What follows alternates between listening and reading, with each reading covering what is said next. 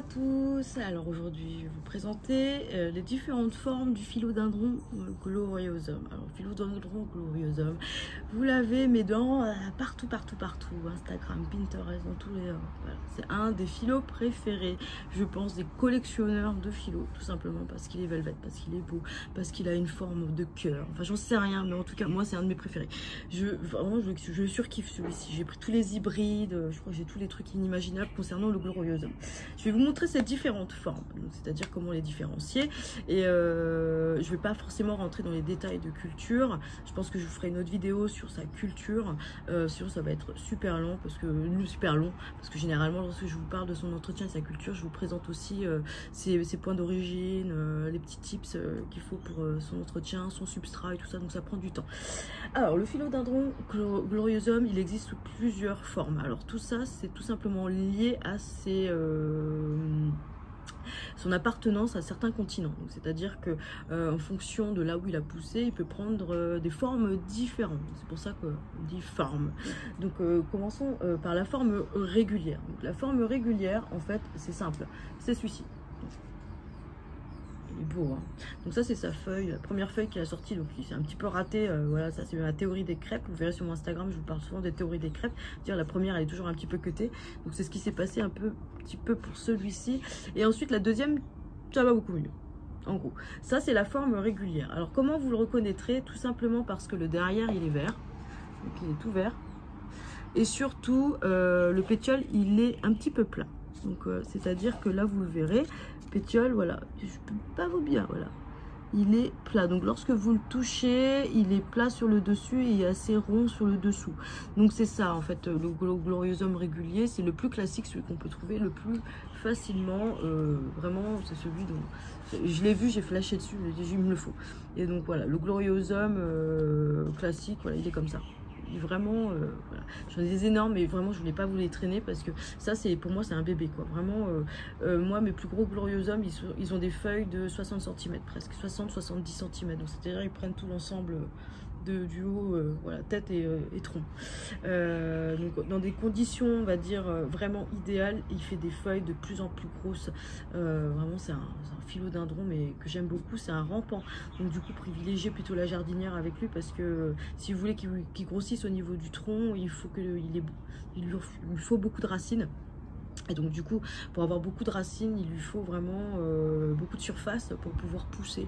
Donc du coup, privilégiez plutôt les jardinières. Là, ils sont en petits pots comme ça, mais franchement, les jardinières, c'est top.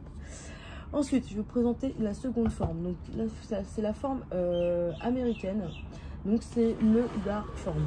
Donc celui-ci, voilà, c'est plutôt les Américains qui l'ont. Le dark form, en fait, il a une pétiole complètement ronde. C'est-à-dire, lorsque vous touchez le bout du pétiole, là, c'est tout rond. Il n'y a pas de plat. Par contre, au niveau du feuillage, lorsqu'il va grandir, qu'est-ce qui va se passer? Il va s'assombrir, il va devenir très sombre. Et les nervures très blanches. C'est la particularité du dark form. C'est pour ça qu'on l'appelle dark form. Le mien, il est encore petit, donc c'est un petit bébé encore. Voilà. J'ai un peu trop laissé souffrir, donc c'est-à-dire que là je viens de le rempoter, mais il n'a pas trop aimé l'été. Donc du coup, il est en substrat arrasé, je l'ai basculé en arrasé intermédiaire parce que franchement, ça c'est du manque d'arrosage, hein, clairement. Donc du coup, voilà, il est un petit peu séché sur les bords. Voilà, j'ai déchangé et du coup ça va beaucoup mieux. Regardez, il y a des racines qui poussent. Voilà. Et qui ne sèchent pas. Parce que je l'ai trop laissé sécher alors qu'on était à 35 degrés. Donc voilà, il n'a pas du tout kiffé. Donc du coup ça c'est le dark form, voilà, ça c'est la forme un petit peu chez les Américains on va dire, il est très commun chez eux, beaucoup plus qu'en Europe. Donc du coup pour eux un dark form c'est un régulier presque, alors que chez nous le régulier c'est pas ça quoi, c'est le pétiole un petit peu écrasé, c'est pas le pétiole rond. Donc voilà, ça c'est le dark form. Ensuite, vous avez le round form. Alors, le round form, c'est ou le white vein. Alors c'est un petit peu les deux. Donc celui-ci, en fait, il a une feuille extrêmement ronde. Donc il a pas cette petite pointe en fait au bout, comme on peut le voir sur les autres. Donc, je vais vous en prendre un. Il n'a pas la petite pointe en fait, comme vous pouvez le voir sur les autres. Voilà. Il a vraiment, il est tout rond. Il a le derrière un petit peu bordeaux sur ses nouvelles feuilles. Toc, je vous le montre. Voilà. Vous voyez, c'est pas complètement vert, c'est foncé. Et il a surtout un pétiole très foncé aussi. Mais par contre, qui est plate. Elle n'est pas ronde, elle est entre ronde et un peu plate, quoi. Enfin, c'est plat rond. Ovale. Donc du coup, voici, ça c'est le round form. Alors là, c'est une forme juvénile, donc du coup, il n'est pas encore rond. Mais normalement, à l'état mature, il vous fait des feuilles, mais comme des boules. D'énormes feuilles rondes. Donc du coup, je le trouve magnifique. Je pense que c'est il est en passe de devenir un de mes chouchous. J'attends qu'il devienne, voilà, là vous voyez un peu plus dans sa forme ronde. Donc du coup, voilà, c'est une forme très particulière, mais je l'aime beaucoup pour ça, parce qu'il a ce côté très rond, très en rondeur. Donc du coup, vraiment, je pense que ceux qui aiment les feuilles un petit peu rondes et pas trop allongées, celui-ci c'est un surkiff, quoi. C'est vraiment petit chouchou, quoi. Et puis surtout les veines blanches là comme ça, c'est vraiment trop chaud. Enfin voilà, ce que j'aime c'est vraiment les feuilles rondes avec ces veines mais vraiment blanches qui sont très lumineuses, on va dire. Vraiment j'aime beaucoup. Et ensuite la dernière forme c'est le Pinksback. Donc celui-ci en fait il est particulier parce qu'il ressemble un petit peu au régular, donc c'est à dire qu'il a vraiment la même forme de feuille, le même pétiole. La seule différence c'est la feuille rose derrière. Donc je vais vous le montrer, je le cherche dans le tas. Non, c'est pas celui-là, c'est celui-ci, je le cherche. Ouais, donc en voici deux. Donc ça c'est le Pinksback. Vous allez le voir, en fait le derrière il est rose. Donc là en fait la feuille elle a vieilli, donc du coup c'est plus très rose. Mais vous voyez c'est un petit peu teinté de rose. En vieillissant elle devient verte, mais il y a toujours les nervures qui sont un peu roses. Donc vous voyez, ça devient vert. Alors qu'un régulier, vous allez le voir, ça va être comme ça. Ça va être... voilà, ah, putain. Ça va être vert, les nervures. Vous voyez la différence? Donc entre le Pinksback et le régulier, voilà, vous allez voir cette petite différence. Alors moi le Pinksback j'en fais pas beaucoup, j'en fais quelques-uns, là j'en ai lancé pas mal. Donc, cette année je pense que j'en aurai beaucoup. Donc voilà, il est différent, hein.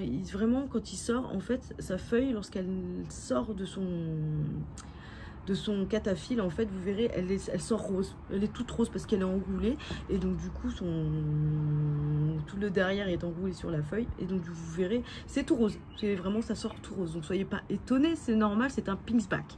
Alors que un glow qui est ouais il est là, un glow régulier, lorsqu'il va sortir sa feuille elle sera verte comme ceci. Un Pinksback ça va être rose. Nuance. C'est une feuille de bouturage, hein, j'ai coupé parce que franchement elle était laide. Donc du coup voilà, vous avez les principaux gloriosums que moi je possède. Je pense que je vous ai répertorié un petit peu les formes principales qu'on peut trouver dans le commerce. Alors je sais qu'ils sont pas toutes faciles à trouver, que les prix sont démentiels. Voilà, donc je peux pas vous aider là-dessus clairement. J'ai réussi à les réunir, il m'a fallu quelques petites années quand même. Donc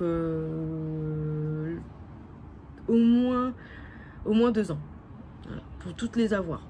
En sachant que la deuxième année, j'ai réussi à avoir le dark form et le round form en même temps.